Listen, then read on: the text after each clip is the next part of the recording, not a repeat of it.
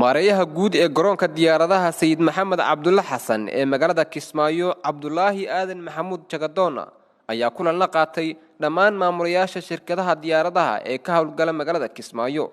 isagoo warbixino ka dhageystay la xiriira caqabadaha haysta shirkadaha isu imaatikan oo ay goobjoog ka hayeen dhammaan shirkadaha diyaaradaha ee ka hawlgala Kismaayo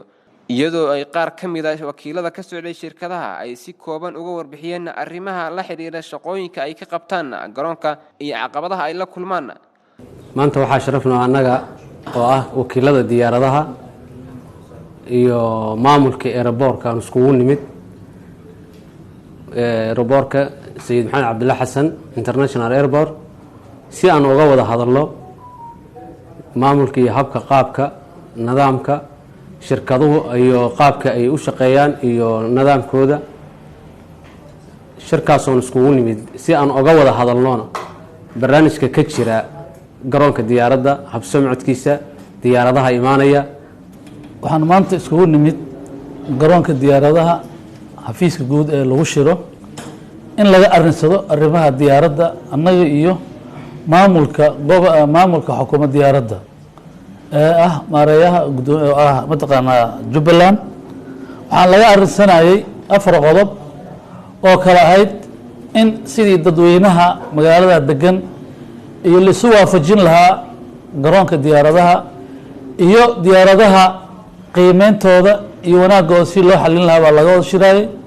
waxaan la isku afgartay in dadweynihii sidii loo qancin lahaa dhanka qiimaha maareeyaha garoonka diyaaradaha Sayid Maxamed Cabdulla Xasan ee magaalada Kismaayo Cabdullaahi Aadan Maxamuud Jagadoona ayaa maamulka shirkadaha diyaaradaha kula dardaarmay inay si isku mid ah ugu adeegaan shacabka sidoo kalena ay qayb ka noqdaan la shaqeynta maamulka garoonka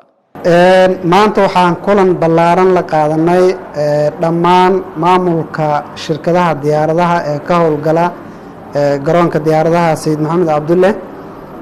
kulankeena wuxuu ku saabsanaa in aan dhageysano dhammaan maamulka shirkadaha kala duwan si aan u ogaano caqabadaha jiro iyo qaabka maartay adeega bulsho ee garoonka iyo shirkadaha shaqadooda sidaan isu waafajin lahayn marka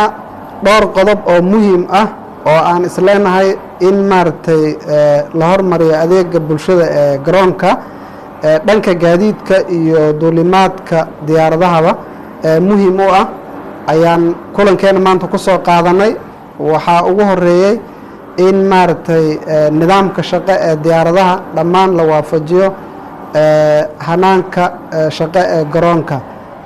haddii ay ahaan lahayd dhanka maartay ilaalinta waqtiga rikaabka Maxamed Jawhar Jubbaland TV Kismaayo.